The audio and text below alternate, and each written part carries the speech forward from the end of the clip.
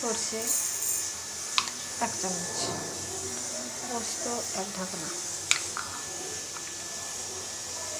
জল ঝরানো দই, জল ঝরিয়ে রেখেছি,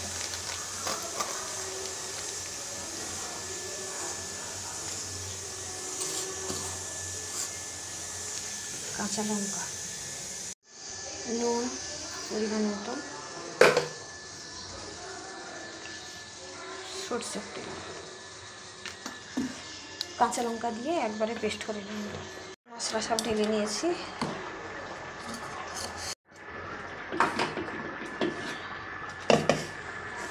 মাছ দিয়ে দেবো।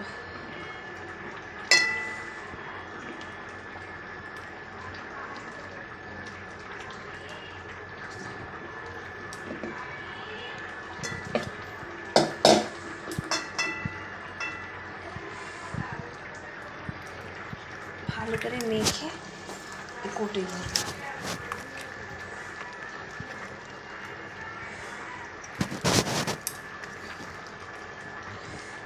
ভালো করে মেখে দেবো।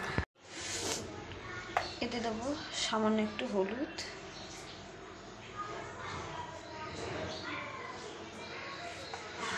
আর একটু কাঁচা সরষের তেল।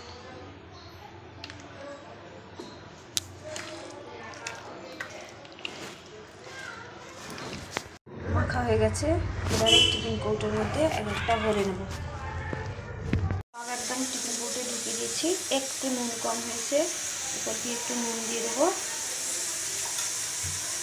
আর উপর দিয়ে 3-4টে কাঁচা লঙ্কা দিয়ে দেবো। দিয়ে ঢাকনা সেট করে রেখে দেবো। আমার ভাত হওয়া উঠবে, আধা ঘন্টা 45 মিনিটের জন্য রেস্টে থাক। এখানে ভাত রান্না করেছি, 40% সেদ্ধ করেছি চালগুলো। এর মধ্যে টিফিন কৌটোটা বসিয়ে দেবো। তারপরে যে আমি ভাত তুলে রেখেছিলাম থালায় করে, ওই ভাতগুলো ঢেলে দেবো।